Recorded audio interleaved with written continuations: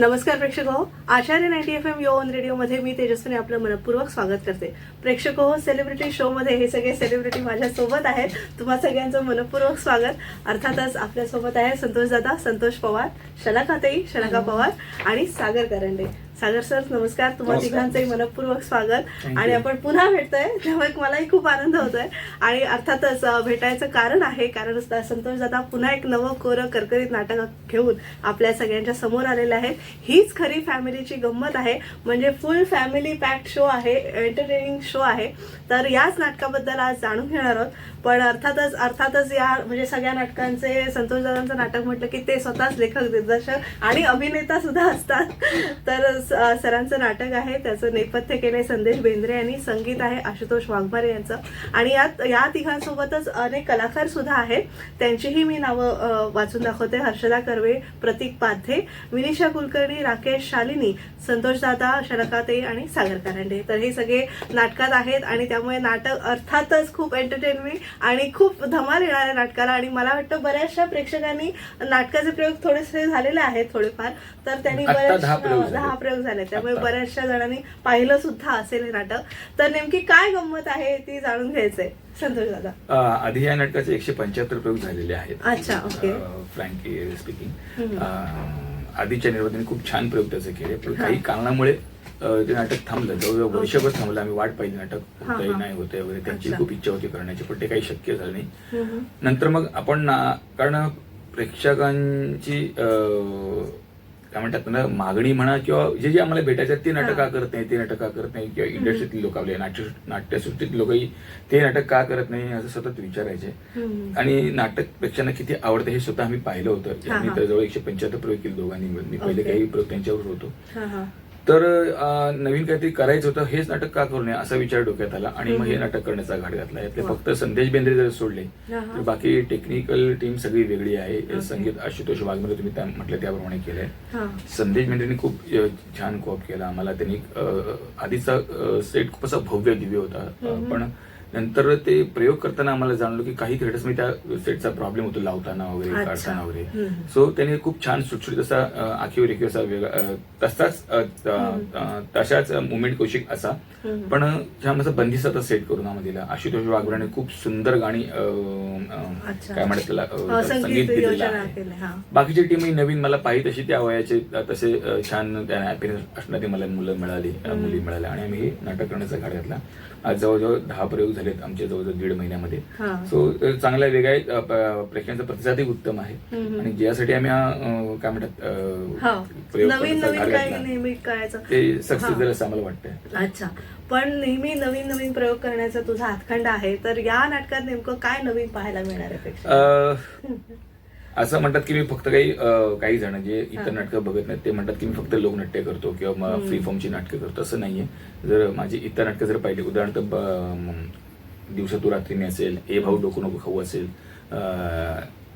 दमयंती दामले असेल, मर्डरवाले कुलकर्णी असेल, ही जी काही नाटकं आहेत, किंवा बाबूंची मच्छिंद्र कांबळेची जी काही नाटकं मी, फादर माझा गॉडफादर, पती माझी छत्रपती, भैया हातपाय पसरी, अशी नाटकं मी जी केली ती पूर्ण अशी घरातली आणि आपल्या घरातली कॅरेक्टर्स असणारी अशी नाटकं होती.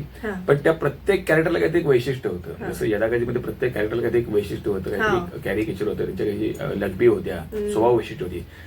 तसं नाटक मला घरातलं करायचं होतं, पण त्या घरातली कॅरेक्टर नॉर्मल ठेवून मला ते करायचं नव्हतं. कारण नॉर्मल ठेवून नाटकं बरेच जण करतात, बऱ्याच विषयावर तुम्ही ते पाहिजे तसं रंगवू शकता, पण मला काहीतरी वेगळं करायचं होतं. मग मी काय वेगळं काय करू शकतो, आणि मग ही कॅरेक्टर्स मला सुचली की 2 घरं आहेत, ती दोन्ही घरातले कॅरेक्टर्स खूप छान आहेत, प्रेमळ आहेत, एकमेकांना सांभाळून घेतात. का? कारण त्या घरामध्ये प्रॉब्लेम्स आहेत. बहुतांश घरामध्ये काही प्रॉब्लेम नसतात ना. कसं असतं, माणसाचं पोट भरलं की त्याला प्रॉब्लेम सुचतात. मग एकमेकांच्या उणीवा, एकमेकांच्या आवडीनिवडी याच्याकडे बोट दाखवले जातात.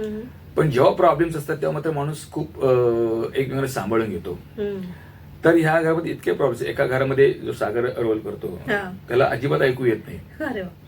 तसा दुसरा भाऊ आहे, त्याला 2 शब्दाच्या पुढे बोलता येत नाही. तिसरा भाऊ आहे, त्याला संध्याकाळी 7 नंतर दिसत नाहीये. आणि त्यांना बांधून ठेवणारी कॅरेक्टर जे शलाका करते, वहिनीचं कॅरेक्टर, तिला पण ती प्रचंड कावलेली आहे या सगळ्यांना बांधून ठेवताना, पण प्रचंड प्रेमळ आहे. कारण ती आहे म्हणून सगळे एकमेकांना धरून आहेत. आणि त्यांच्या समोरच्या घरात, जसं पडोसमध्ये 2 घरे आहेत समोरासमोर, त्यांच्या समोरच्या घरात एक वेगळी फॅमिली आहे. त्या घरातल्या मुलीला दिवसा दिसत नाही, 7 नंतरच फक्त दिसतंय. तिचा जो बाबा आहे, जे कॅरेक्टर मी करतो, ते उठता बसता बोलता बोलता गोष्टी विसरणारं कॅरेक्टर आहे. आणि त्याची बायको ती यांना सगळ्यांना सांभाळण्याचा प्रयत्न करते. अशा 2 घरांमध्ये त्या मुला जो रातांदळ आहे आणि जी दिवसाची आंधळी, अशा 2 जीवांची गाठ मारण्याची काय म्हणतात ना, कामगिरी म्हणा किंवा मोहीम म्हणा, ह्या 2 फॅमिलीज घेतात. त्या दोन्ही फॅमिलीना एकमेकांपासून एकमेकांची जी काही उणीव आहेत म्हणा किंवा जे काही प्रॉब्लेम्स आहेत ते लपवायचे, आणि त्यातून जी काही धमाल मजा मस्ती होते ते म्हणजे हे नाटक आहे. हे नाटक करताना आपण खूप हसत जातो आणि शेवटी मात्र एक शेवटचा जी मोमेंट येते तेव्हा मात्र कळतं की हे नाटकाचं सार काय आहे, की ही जी काही धावपळ आहे, ही की धमाल मजा मस्ती आहे ती का केली आहे. ती जेव्हा त्या आपण कुटुंब पद्धतीवर जेव्हा भाष्य करतो तेव्हा मात्र ते कळतं. तर अशा पद्धतीचं एक धमाल मजा मस्ती सर्व वयातल्या प्रेक्षकांना आवडेल, आपल्या मुलाबाळांसह आपल्या आई वडिलांसह आपण नाटक एन्जॉय करू शकू असं हे नाटक आहे. नक्कीच. सागर दादा तुझ्याकडे वळेल की म्हणजे इकडे दोघंही तुम्ही म्हणजे लाफिंगचे काय बादशाह म्हणू आपण त्यांना, तर दोघांची केमिस्ट्री कशी जुळलेली आहे या नाटकामध्ये? या नाटकातच नाही, मी म्हणजे अगदीच नवीन होतो इंडस्ट्रीमध्ये तेव्हापासून सरांबरोबर काम केलंय. म्हणजे त्यांनी संधी दिली मुळात. म्हणजे त्यावेळी तर असं होतं की कोणाकडे काम करायचं, कोण घेईल की नाही आपल्याला. मग तिथे शिवाजी मंदिरला उभं राहायचं की दिवसभर कोणीतरी कोणीतरी घ्या. तेव्हा सरांनी मला संधी दिली आणि जवळपास मी बरीच नाटकं केली. मी 5-6 नाटकं केली असतील सरांबरोबर. यदा कदाचित असेल, जोडूबाई हळू असेल, खूप नाटकं केली. भाग 2 यदा कदाचित भाग 2. तर मला सरांची स्टाईल माहिती होती की कुठल्या पद्धतीने ते बसवतात. आणि मी त्यांच्या सोबत खूप वर्ष काम करत असल्यामुळे खूप ट्युनिंग होत असते आणि त्याचा फायदा या नाटकात झाला. तुझी नेमकी कशी काय भूमिका आहे, काय आहे? मी 2 कुटुंब आहेत आणि त्यामध्ये एका कुटुंबातला मी मोठा भाऊ आहे आणि त्याला अजिबात ऐकू येत नाही. त्याची तारंबळ अशी उडते की काहीच ऐकू येत नसल्यामुळे तो रिॲक्ट काय होणार आहे आता. म्हणजे मला स्टेजवर पर्सनली सागर म्हणून असं वाटतं कधी कधी की अचानक कोणतरी हात मारायला आणि मी बघेन त्याच्याकडे. आपल्याला एक रिॲक्ट व्हायची सवय असते ना. आपण विनोदी म्हटलं तर ऍक्शन रिॲक्शनचा भाग आहे, तर इथे रिॲक्ट व्हायचंच नाही ही एक तारेवरची कसरत असते. पण आणि मला भाऊ आहेत 2. दादा सर जसं म्हणाले की एक रातांदळ आहे आणि एकाला 2 शब्दांच्या वरती बोलताच येत नाही. तर हे तिघं एकमेकांशी कसे बोलत असतील. आणि त्यातला आमचं दुवा म्हणजे शलाका, माझी बायको.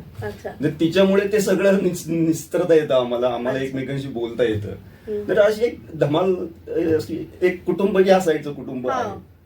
म्हणजे खरंच किती म्हणजे एकाला दिसत नाही, एकाला ऐकू येत नाही, किती गडबड गोंधळ उडालेला असणार याची नुसती कल्पना करूनही फार हसायला निर्माण होत आहे. मला असं लागतं ते तुमच्याकडे यायचं की तुमचं कॅरेक्टर काय आहे. म्हणजे अर्थात स्त्री म्हटली की नेहमी कुटुंब सावरणारी, एकमेकांना धरून ठेवणारी, हे नैसर्गिक रूप आहे स्त्रीचं. तर तुम्ही हे कसं तुमच्या भूमिकेतून साकार केलं? जसं संतोषनी सांगितलं तसं एकतर त्या घरामध्ये मोठं कोणी नाही वडीलधार. माझे मिस्टर हेच त्या घरातले मोठे आहेत, त्यामुळे त्यांचा आदर ठेवूनच इतर धीरांना पण सांभाळायचं असं बेसिक आहे. आणि ते धरत सगळ्यांचं काही चुकतंय ते पण सावरायचंय, त्यांना योग्य मार्ग दाखवायचा आणि त्यातून दोन्ही धीरांचं चांगलं व्हावं, माझ्या नवऱ्याचं चांगलं व्हावं, हेच सगळं थॉट्स आहेत आणि त्याप्रमाणे नाटक पुढे जात जातं. नक्कीच. सगळ्यांना उत्सुकता वाटतच असेल या नाटकाची, पण या नाटकाबद्दल आपण अधिक जाणून घेणार आहोत. एक छोटीशी विश्रांती घेऊया आणि पुन्हा भेटूया. तुम्ही पाहत राहा आचार्य 90 FM यो ऑन रेडिओ.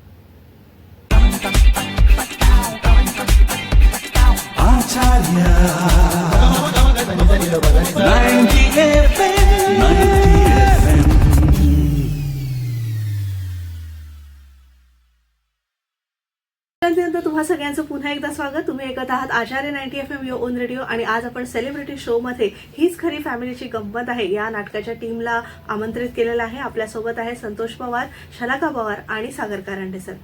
अर्थातच नाटक म्हटलं की दौरे आलेच आणि दौऱ्यांवरची आपल्या मजा मस्ती असते ती थोडी जाणून घ्यायची. म्हणजे सामान्य प्रेक्षकांना फार उत्सुकता असते हे कलाकार ऑन स्टेज कसे असतात आणि ते दौऱ्यांवर जातात तेव्हा एक तुमची एक फॅमिली झालेली असते नाटकाच्या निमित्ताने. आणि तुम्ही जसे म्हणालात की बरेच वर्ष एकत्र सोबत काम करताय, तर काय दौऱ्यांचे थोडे किस्से खुलवून सांगाल तर आम्हाला आनंद वाटेल. त्यात दौऱ्यावर थोडा आता फक्त मसाला मारामारी करायची बाकी अरे आहे. बापरे. बाकी सगळं झालंय. शलाकाताईंच्या पायाला लागले त्याचं काय कारण आहे? नाही, माझा Okay. रोड ऍक्सिडेंट झाला होता. ओके, हा. तर स्टिच झालेले, पण नाव एम गुड. आणि त्यातही तुम्ही प्रयोग केलेत हा. आणि त्यामुळे परत ते हे झालं. हो. नाही, आमचे कॉन्ट्रॅक्ट शो होते 2 आणि बरोबर. त्याच्यानंतर लागून शो होते, त्यामुळे ते हा. काही कॅन्सल करणं शक्य नव्हतं. आणि देवाच्या कृपेने मला इतकं लागलं नव्हतं की मी उभीच नाही राहू हा. शकतो. तेवढं पॉसिबल होतं की मी हा. करू शकेन. मग आम्ही ते करायचं डिसिजन घेतलं आणि छान झाले प्रयोग. या नाटकाची सुरुवातच दौऱ्याने झाली. म्हणजे अच्छा. पहिला प्रयोग मी नागपूरला हो. गेला. ओके. अखिल भारतीय मराठी नाट्य परिषदेचं जे हा. नागपूरचं अधिवेशन होतं, हा, हा. त्यात पहिला प्रयोग करण्याची संधी आम्हाला मिळाली. वा. ते पण प्रत्येक जण वेगवेगळ्या पद्धतीने गेलं. म्हणजे पहिले सागर आणि शलाका फ्लाईटने गेले. अच्छा. माझा इथे मुंबईत प्रयोग होता दुसरा. तो प्रयोग संपूर्ण मी दुसऱ्या दिवशी फ्लाईटने गेलो आणि आमची बाकीची टीम सगळी ट्रेननी आली. आमचा सेट सगळा टेम्पोनी आला.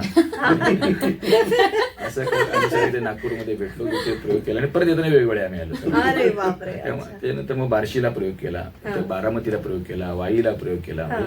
आणि या प्रयोगाची मजा असते ना की प्रत्येक ऑडियन्स रिस्पॉन्स वेगळा असतो. हो. नाटक कोकणातला प्रेक्षक वेगळा, वेगळा पुण्याचा वेगळा. असतो. कारण ना नाटक वेगळ्या स्पीडने वेगळ्या एनर्जीने प्रत्येक ठिकाणी करावं लागतं. आणि तीच ती खरी गंमत असते की प्रत्येक ठिकाणी वेगळा ऑडियन्स फेस करायला मिळतो. तिथलं अँबियन्स, तिथलं ऍटमॉस्फिअर म्हणा, तिथलं साऊंड सिस्टीम म्हणा, सगळं वेगळं असतं. त्यामुळे ती मजा खूप घेता येते. पण एक आहे, नाटक खूप आवडतंय कारण ही कॅरेक्टर जे आहेत, भाऊ आहे, वहिनी आहे, लग्न आहे, मुलीला बघण्याचा प्रसंग आहे किंवा लग्नाचा प्रसंग आहे, आणि याच्यामध्ये ही सगळी ॲबनॉर्मल कॅरेक्टर्स सगळी अशी वेगळे स्वभाव विशिष्ट असलेली. त्यामुळे प्रसंग तर आपल्या जवळचे, आपल्या बघण्यातले, आपल्या आयुष्यातले, कुटुंबातलेच हा, आहेत. पण ती अरे हे असं होऊ शकतं, अरे असं होऊ शकतं. अच्छा. आणि जी ऍक्च्युली अशी व्यंग असणाऱ्या माणसांना आपण उगाच सिंपती देतो. त्यांना ती सिंपती नको असते. त्यांना असं म्हणणं असतं की आम्ही तुमच्यापैकीच आहोत, आणि ते आपल्या सगळंच एन्जॉय करत असतात. तर ही एन्जॉयमेंट, ती मजा मस्ती सगळी या नाटकामध्ये दिसते. आणि कॅरेक्टर वेगळं असल्याने हे आहे आपल्यातलंच, पण काहीतरी वेगळं आहे. ही मजा प्रेक्षक एन्जॉय करतात. पडद्यावरचे किस्से आणि पडद्यामागचे किस्से हे बरेच असतील. म्हणजे किस्सांचं एक वेगळं नाटक होऊ शकतं. तर तू काही किस्से शेअर करू शकशील का? स्टेजवर खूप किस्से घडतात की चेंजेस होत नाही कधी कधी. आपली खिडकी पडली होती. खिडकी, अख्खी खिडकी, ज्यावर अख्खं नाटक आहे, समोरची Okay. खिडकी आणि इकडची बापरे, खिडकी, हा. ही अख्खी खिडकी पडली होती. अच्छा. म्हणजे स्टेजवर सेटिंगवाल्यांना बोलवलं, त्यानंतर ते परत लावलं, तर लोकांना वाटलं की हे नाटकाचा भाग नाटकाचाच आहे. भाग आहे. ते सागर व्यवस्थित मध्ये हँडल केलं. Handle केलं. हो, कारण समय सूचकता म्हणजे स्पॉन्टेनियसली काय होईल आपण सांगू नाही शकत. कडक रिस्पॉन्स असतो, भयंकर चांगला रिस्पॉन्स असतो. म्हणजे खूपदा प्रयोगात असं होतं की प्रेक्षकांमधून आवाज येतात की थांबा थांबा, आता जरा हसून दमलं, थांबा थांबा. हसून दमताना आवाज, तो आवाज येतो. हा जो आवाज आहे ना, तो आवाज मला अक्षरशः ऐकायला येतो. आणि यंग क्राऊड अक्षरशः उठून नाट्याच्या संपतं, तो उठून तो ब्लास्ट होतो ना सगळ्या आनंदाचा, तो ब्लास्ट होऊन ते अक्षरशः नाचायला लागतं. आतापर्यंत म्हणालास तसं 10 प्रयोग झालेत. आता आगामी कुठे कुठे प्रयोग होणार आहेत त्याबद्दल आपण प्रेक्षकांना सांगूया. म्हणजे मुंबईत आणि मुंबई बाहेर. हा, मुंबईत आणि मुंबई बाहेर प्रयोग होतील. आता जरा पावसात थोडे प्रयोग कमी असतील, कारण शेवटी पाऊस आहे. त्यापुढे आपण जाऊ शकत नाही. तो निसर्गाचा रिस्पेक्ट आपण ठेवावाच लागतो. पण ऑगस्ट पासून रेग्युलर प्रयोग सुरू होतील. पण हा, जून आणि जुलैमध्ये, आता जून संपत आला, पण जुलैमध्येही प्रयोग होतील. नाही असं नाही. फक्त जे आउटडोअरचे प्रयोग आम्ही शक्यतो टाळतो, कारण तो प्रवास असतो, परत ते पाऊस आहे आणि ती रिस्क नको असते थोडीशी. पण नंतर अख्खा वर्ष आपल्याकडेच असते ना, कशाला ती धाव करा. त्यामुळे पण बाकी प्रयोग काय म्हणतात ना की हे रेग्युलर प्रयोग असतील. आणि आपण बुक माय शो वरून किंवा तसं बुकिंग, ऑनलाईन बुकिंग असतं, फोन बुकिंग असतं, किंवा तिकीट काउंटर असतं, किंवा कोणालाही आर्टिस्टला जरी फोन केला तरी आमच्या आर्टिस्ट एकमेकांना सांगून ते तिकीट त्यांच्या रिझर्व करून ठेवतात. असं बऱ्याच वेळ होतं, अरे आम्हाला यायचं नाटकाला, अरे आम्हाला यायचं नाटकाला, सर आम्हाला यायचं नाटकाला, असं खूप फोनही येतात. त्या फोनवर त्याप्रमाणे तिकीट्स आम्ही रिझर्व करून ठेवतो. कारण ते खूप प्रेक्षकांनाही बरं पडतं, कारण जायचं, तिकीट बुक करायची, त्यापेक्षा हल्ली खूप बरं पडतं की फोनाफोनी होते. आणि त्याचा का वापर करायचा नाही, कारण शेवटी आता जमानाच डिजिटल झालाय. प्रेक्षक तेवढे सुज्ञ आहेत, हुशार आहेत, ते त्याचा वापर करतात. आता बाकीच्या कलाकारांबद्दल आपण बोलूया, कारण त्यांचा पण उल्लेख होणं गरजेचं आहे. तर त्यांचं कसं ट्युनिंग आहे, त्यांचं कसं बॉन्डिंग आहे, आणि एकत्र तुम्ही सगळे कलाकार मिळून कसं नाटक उभं केलेलं आहे ते पाहायला अर्थातच प्रेक्षकांनी नाट्यगृहात यायला हवंय. पण तरी सुद्धा बाकीच्या कलाकारांबद्दल आपण थोडं बोलूया. तर ही माझ्या ऑडिशन तूच घेतलंय. हे कसं असतं ना, काही वेळेला काही गोष्टी, काही कॅरेक्टर्स, काही माणसं आपल्या समोर येतात नकळत, कोणी देवाने पाठवल्याप्रमाणे. त्याप्रमाणे झालं, मी जेव्हा दमयंती दामले या नाटकात जेव्हा तालीम करत होतो, तर आमच्याकडे एक बॅकस्टेजला मुलगा होता. दुसऱ्याला खूप देखणा आणि खूप काय म्हणतात ना, शामळू आहे आणि कामात वाघ आहे असं. आणि म्हटलं हा मुलगा इतका ते छान, मी कुठल्या कामाला कमी लेखत नाहीये, पण म्हटलं आता एवढा छान मुलगा आहे, चांगला सुशिक्षित, दिसायला सुंदर आहे आणि खूप कूल आहे, कामं छान करतोय, अजिबात आगाऊ नाहीये. आणि काय, एक माझा यदाकधी रिटर्नचा प्रयोग बोरिवलीमध्ये होता, तेव्हा त्याचे वडील मला भेटले होते. ते नंतर मला त्यांनी मला सर माहिती तुझे बाबा भेटले, ते बाबा मला भेटले होते. मला माझा मुलगा पण इथे कामं करतोय, स्ट्रगल करतोय, कधी भेटला तर हे लक्ष द्या. म्हटलं हा, त्याला पाठव काहीतरी भेटायला मला. तर तो अशा पद्धतीने भेटला मला. तर म्हटलं नाटक करशील का? तो हा सर मी करेन, नाटक करेन म्हणून. ठीक आहे म्हटलं. त्याला मी म्हणजे असं नोट डाऊन करून ठेवलं, कधी काही आलं तर बघूया म्हटलं. आणि राकेश आमचा मित्र आहे, राकेश शाही, तो आमच्या यदाकाजी रिटर्न मध्ये, यदाकाजी ओरिजिनल यदाकाजी मध्ये होता. तो नकुल आणि सहदेव मधली एक भूमिका करायचा. त्याला 500 रुपये कोणते कळलं नाही की तू नकुल आहे की तू सहदेव. दोन्ही कॅरेक्टर सेम जायचे, दोन्ही कॅरेक्टर सेम मुवमेंट करायचे ना. त्याला 500 रुपये आम्ही ऐकलं, तो एक म्हणजे भांडत होते, अबे मैं नकुल, अबे नाही रे मैं सहदेव हूं. ती आम्ही ती गंमत आहे त्यांची.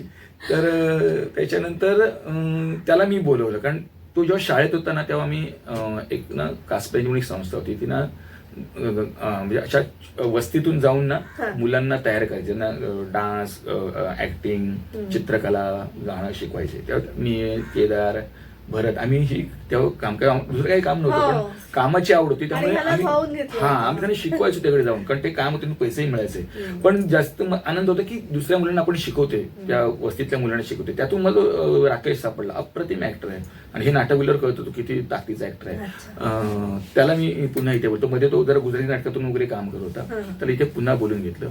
त्याच्यानंतर त्याच्या ओळखीने ते ऑनलाईन, आता तो यंग जर्नलिस्ट असल्यामुळे ऑनलाईन त्याला ती त्याची मैत्रीण झाली होती, विनिशा कुलकर्णी म्हणून, डोंबिवलीची. ती मला एकदा भेटायला आली आणि ती परफेक्ट मला जशी पाहिजे होती ना तशी दिसायला, त्याच उंचीची, त्याच वयाची, इतकी म्हणजे अक्षरशः देवाने पाठवल्यासारखी ती समोर आली. म्हटलं ही फायनल करूया.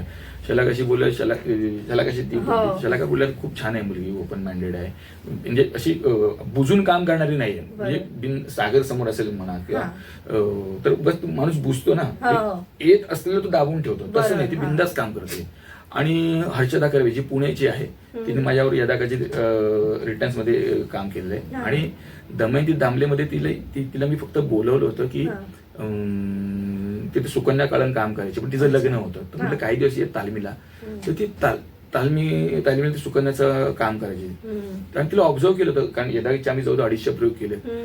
तर ती खूप छान, ग्रुपला खूप छान आहे, ग्रास्पिंग खूप चांगलं आहे तिचं, आणि फोकस नाटकाकडे. सगळ्यांचं वैशिष्ट्य काय, नाटकाकडे एकदा तारीख दिली की किती करोडचं काम ते नाही करत, असं नाहीये. ते अशी छान टीम, अशी छान टीम तयार झाली. त्यामुळे गिव्ह अँड टेकला खूप सोपं गेलं. एनर्जी जी पाहिजे आहे, जो फोर्स पाहिजे, जे टायमिंग पाहिजे आहे, आणि कुठे जे आहे तेवढंच करायचं. आगाऊपणा म्हणजे असं होतं ना की एकदा लाफ्टर मेल आलं की कलाकार वाटतं की आता माझ्यासाठीच असतात, सगळे माझ्यासाठी असतात, मग तो आणखी काही करत होतो. हा, पण तसं नाहीये, तसं होणार पण नाही, असं मला एकंदर आतापर्यंतच्या अनुभवावरून वाटतं. कारण आतापर्यंत अशी खूप अनुभव घेतले की माणसं येतात, काम करतात, मग नंतर ते त्यांच्या मार्गाने जातात. कोणामुळे काही अडत येतो भाग वेळा, पण आपल्याला वाईट वाटतं, अरे यार इतकी छान आपली मैत्री होती, इतकी छान कलाकार होते, आपण एकत्र पुन्हा काम करत नाही. पण असो, पण ही छान भट्टी जमली आमची, आणि त्यामुळेच काम करताना मजा येते. आणि जो आम्ही म्हणतो की रिस्पॉन्स, म्हटलं ते ना एकट्या सागरमुळे होत, ना एकट्या माझ्यामुळे, काय एकट्या शलाकामुळे होत, सगळ्यांचं टीमवर्क. कारण ते जर चुकीचे रिॲक्ट झाले ना तर आमचे लाफ्टर्सच येणार नाही, ते चुकीच्या टायमिंगवर रिॲक्ट झाले तर ते इतके छान टाइमवर रिॲक्ट होतात. त्यामुळे असं खूप छान बॉन्डिंग असणारी, वेवलेंथ जुळणारी, ट्रेनिंग जुळून घेणारी अशी टीम आमची झालेली आहे. आता दोघे नवरा बायको या नाटकात आहेत, तुमचे घरातले कुसबुजी किंवा अशा स्टेजवर कधी त्याचा परिणाम होतो का? अगदी पर्सनल प्रश्न झाला. त्याला विचारा.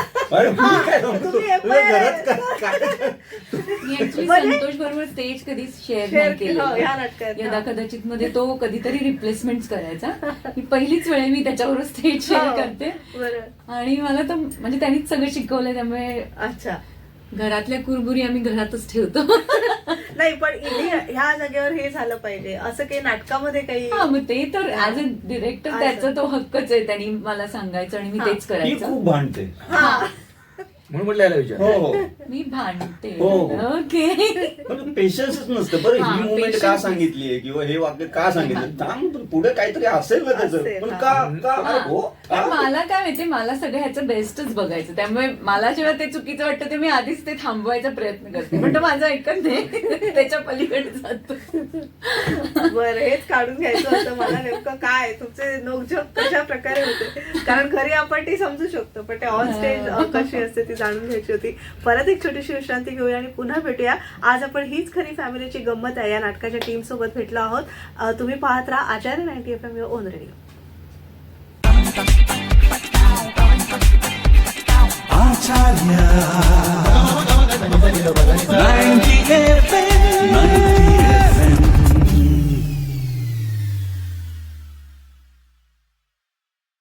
विश्रांतीनंतर तुम्हा सगळ्यांचं पुन्हा एकदा स्वागत. तुम्ही ऐकत आहात आचार्य 90 FM युअर ओन रेडिओ आणि आज आपण हीच खरी फॅमिलीची गंमत आहे या नाटकाच्या टीम सोबत जोडलेले आहोत.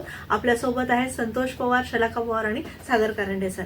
आता अर्थातच नाटकाची सद्यस्थिती ह्या महत्वाच्या, म्हणजे आपण कॉमेडी आतापर्यंत कॉमेडी केली, थोडासा आता सिरियस नोटकडे, म्हणजे जसं दादाचं असतं की सगळं आधी हसी मजाक आणि नंतर लास्टला तो सामाजिक संदेश असा असतो, तसा आपण आता सामाजिक विषयावर बोलूया.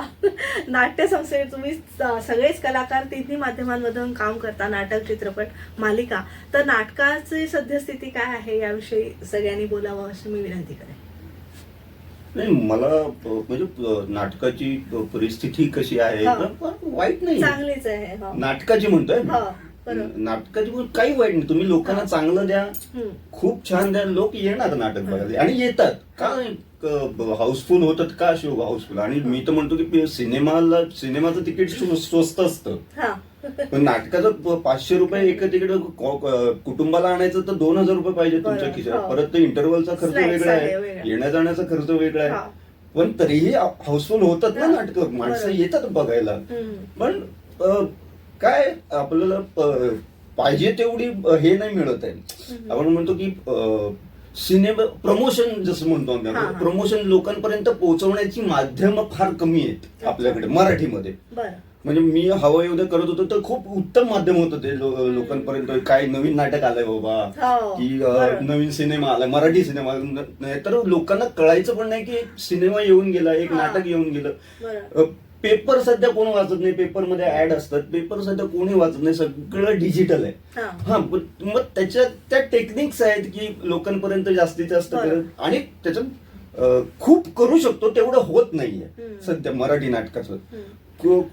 पण त्याला कारण असं वाटतं की बजेटचा थोडासा प्रॉब्लेम आहे. कारण माणसं आपल्याला वाटतं की नाटक हाऊसफुल होतं, पण खर्च असा आहे ना की निम्म्याहून जास्त पैसा म्हणजे हाऊसफुलचा जास्त पैसे खर्चातच जातात.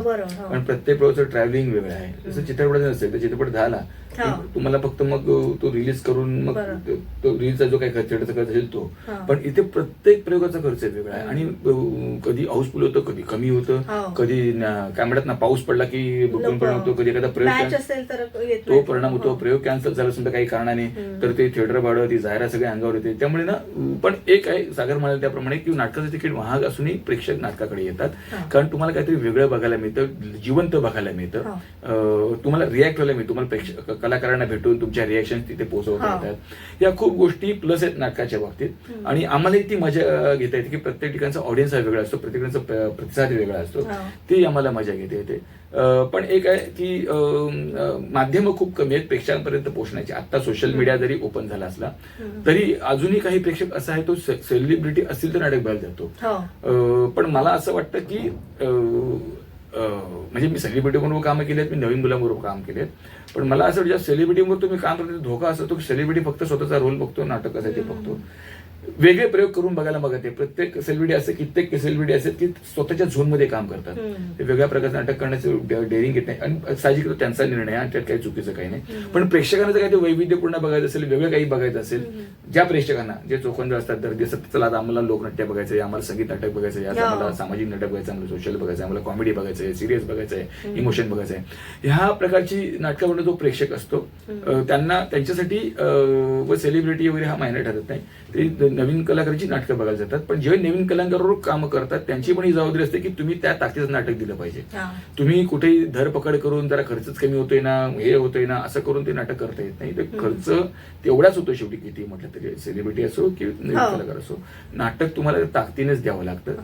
तर प्रेक्षकांचा विश्वास तुम्ही जिंकता. आज मी जवळजवळ 25-30 वर्ष नाटक करतोय, अजून प्रेक्षकांचा जो काही माझ्यावर विश्वास आहे तुम्ही टिकून त्यासाठी ठेवला की प्रत्येक शब्द, प्रत्येक वाक्य मी घासून पुसून घेतो, प्रत्येक कलाकाराला तासून घेतो.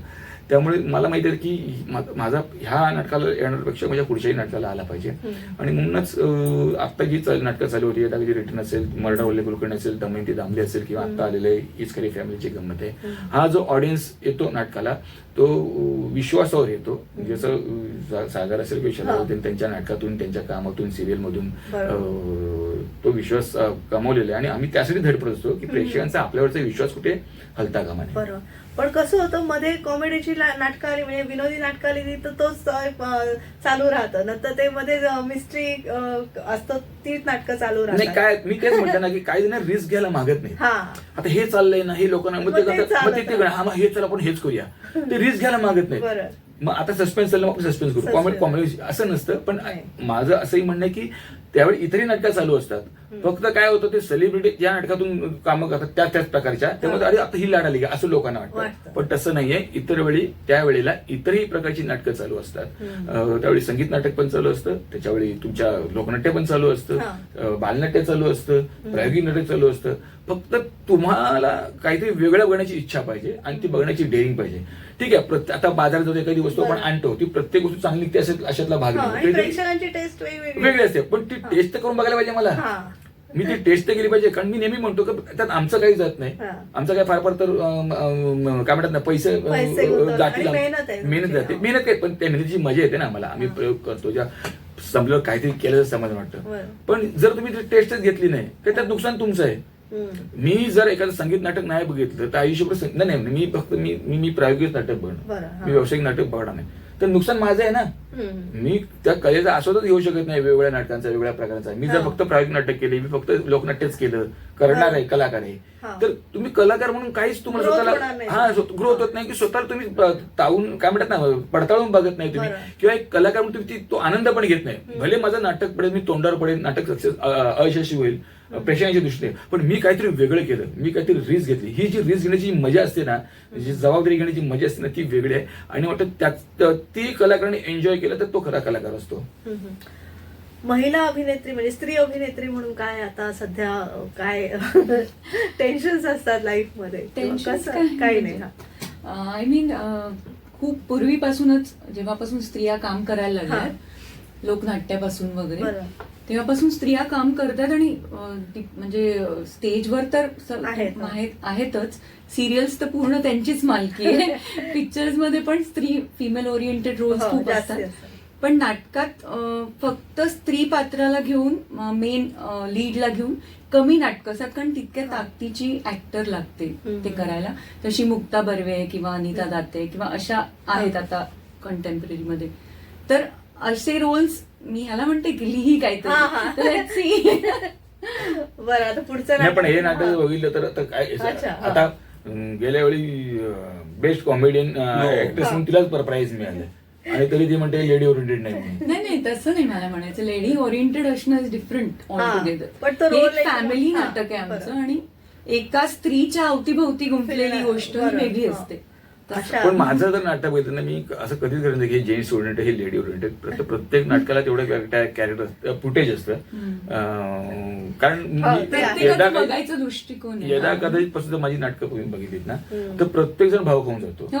प्रत्येक, कारण माझं असं, कारण माझं म्हणणं असेल ना, घरात एखादा कर्ता पुरुष असतो, पण सगळे असतं म्हणजे कर्त्या पुरुषाला काय म्हणतात महत्व असतं. सो माझ्या नाटक प्रत्येक कलाकाराला, प्रत्येक कॅरेक्टरला तो सगळं माझ्या डोक्यातच ते आहे पहिल्यापासून, की कोणी नायक नसतो, बाकीचे आहेत म्हणून तो नायक आहे, की तो मीच करणार, मीच फायटिंग करणार, मीच कॉमेडी करणार, मीच हे करणार, असं नाही होत ते. आणि प्रेक्षकांना तेच बघायला आवडतं. जर तुम्ही शोले जर बघितलं तर प्रत्येक कॅरेक्टर लोकांना आवडलं. आधी लोकांच्या डोक्यात ते फिक, कारण कॅरेक्टर हिट झाले म्हणून शोले हिट झाला असं मला वाटतं. कारण त्याच्या आधी डाकूपट खूप आले होते, तसंच नाटकांचं आहे. जेव्हा तुम्ही जसं 4 चौघी उदाहरण चौघी छान उठून दिसतात, चौघी छान अप्रतिम काम करतात, चौघींच्या वेगळ्या कथा आहेत, व्यथा आहेत. सो अशा प्रकारची नाटकं असतात ना, ती प्रेक्षकांना खूप आवडतात, की प्रत्येक जण आपलं काय म्हणतात ना, काहीतरी देणं देतोय, काहीतरी कॉन्ट्रीब्युट करतोय. ऑफकोर्स नाटक ही एकाच माध्यम नाहीच, it is a team work. नक्कीच. आणि आता अर्थातच आपल्या नाट्यगृहांबद्दल बोलूया थोडंसं. मुंबई पुण्यात तर काय प्रश्नच नाही, पण गावोगावी जी दुरावस्था होते आहे नाट्यगृहांची, तर त्यावर थोडा प्रकाश टाकण्याची गरज आहे. तर तुम्ही कलाकारांनी थोडं बोलावं या प्लॅटफॉर्मवर, अशी मी तुम्हाला विनंती करते. अगदी म्हणजे लहान तोंडी मोठा कसं आहे, कोणी वाईट वाटून घेऊन मी सगळ्यांच्या म्हणजे मला जे वाटतंय त्यातून सगळ्यांचाच फायदा आहे, किंवा काय म्हणतात ना, सगळ्यांची जबाबदारी म्हणून म्हणतो की तशी आमची जबाबदारी आहे. आम्ही जाऊन तिथे परफॉर्म करणं, आणि ते परफॉर्म करताना त्या वेळात जे काही 5 तास आम्ही त्या थिएटरमध्ये असतो, त्यावेळी त्या आमच्याकडून त्या थिएटरची काही हानी होऊ नये, तिथे काही कचरा होऊ नये, काही वाईट साईड होऊ नये, याची जबाबदारी जशी आमची असते, तशी त्या थिएटरला येऊन त्या थिएटरला वहिवाट चालू ठेवणं ही त्या तिथल्या नागरिकांची जबाबदारी असते. की तिथे काहीतरी ऍक्टिव्हिटीज झाल्या पाहिजेत, तिथे काहीतरी वहिवाट सुरू राहिली पाहिजे, काही ना काहीतरी तिथे तिथल्या जे काही चळवळी करणारी लोक आहेत, नाट्य चळवळ करणारी माणसं आहेत, कलाकार आहेत, त्यांची जबाबदारी आहे की काही करून आपल्या एरियातलं, आपल्या विभागातले नाट्यगृह हे गजबजलेलं राहिलं पाहिजे, तिथे काही ना काहीतरी काय म्हणतात ना, ऍक्टिव्हिटीज व्हायला पाहिजेत, प्रयोग व्हायला पाहिजेत. ही जबाबदारी त्यांची असते. कारण काय होतं आपल्याकडे ना, एखादं थिएटर चालत नाही म्हटल्यावर लगेच तिथे पत्रे लागतात, ते पाडून तिथे काहीतरी मग शॉपिंग वगैरे. बऱ्याच कधी असं होतं ना की आता इथे शॉपिंग मला बांधायचं आहे, म्हणून तिथे ते नाट्यगृह किंवा ते थिएटर बंद पाडलं जातं, तिथल्या ऍक्टिव्हिटीज कमी केल्या जातात, आणि मग आता नाही चालतच नाही एवढी कारण दिली. दामोदरचा केवढा मोठा विषय झाला. एक्झॅक्टली. त्यावेळी तिथे तोही तो प्रॉब्लेम आहे दामोदरचाही, किंवा तो मी नाव घेतलं म्हणून मला नाव घ्यायचं नव्हतं, पण कुठलंही ती प्रायव्हेट संस्था आहे, तेही बघणं आपला फायदा, त्यांचा काही दोष नाहीये. अरे नाट्यगृह चालतच नाहीये, तिथे आमचा प्रॉब्लेम असा झाला नाटक मंडळींचा, आम्ही तिथे प्रयोग करणं कमी केलं, आणि बुकिंग होत नाही म्हणजे मला असं वाटतं ज्या ठिकाणी थोडं ताटीतलं वाटत करावं लागतं, जेव्हा शिवाजी मंदिरला बुकिंग होतं, किंवा ते एखादी दिवस तुम्ही महिन्यातून 1-2 दिवस तुम्ही दामोदरलाही प्रयोग केले पाहिजे होते, की जेणेकरून ते नाट्यगृहाची वहिवाट चालू राहिली असती. तुम्ही फक्त शनिवार रविवार प्रयोग करणार आणि बाकी दिवस 7 दिवस ते थिएटरवाले काय करणार, ते नाट्यगृह बंद करण्याचा विचार करणार, ते शेवटी कमर्शियल विचार करणार.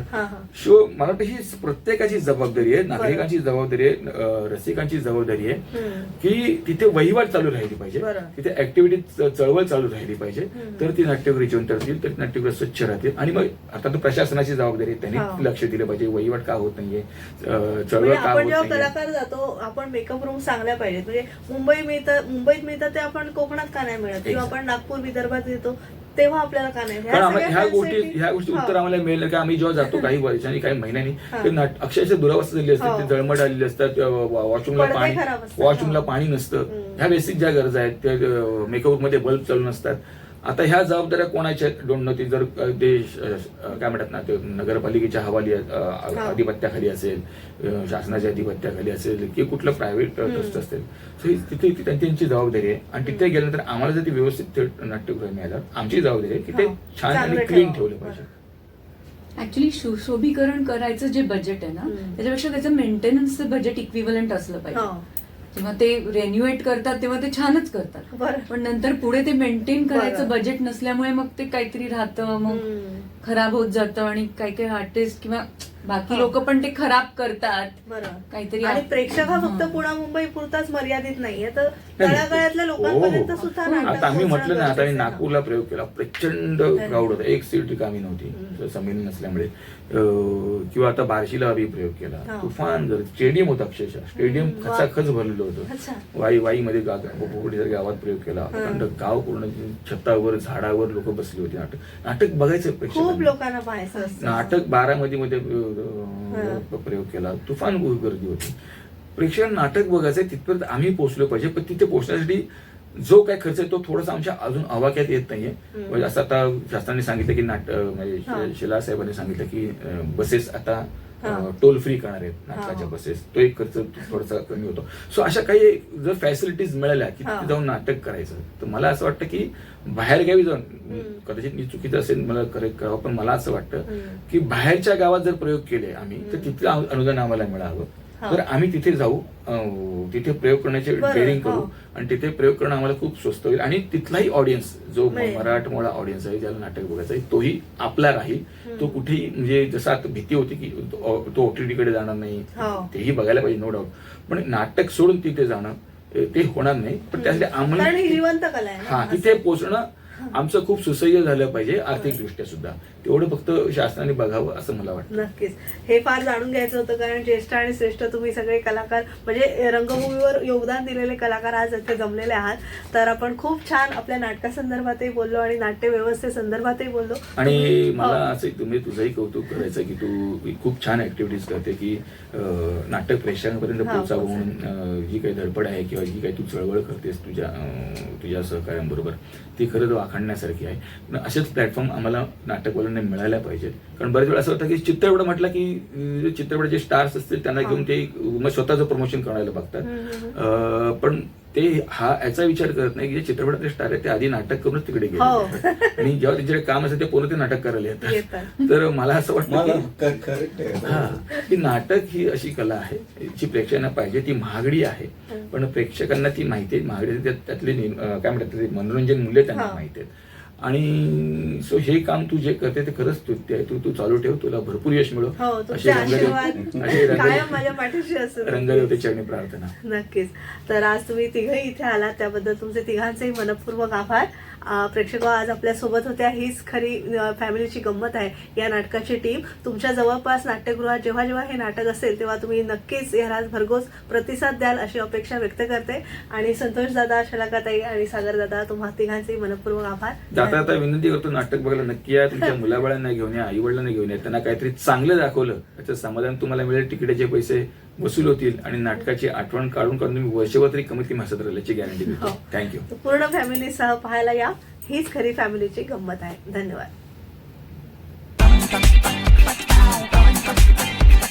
आचार्य 90 FM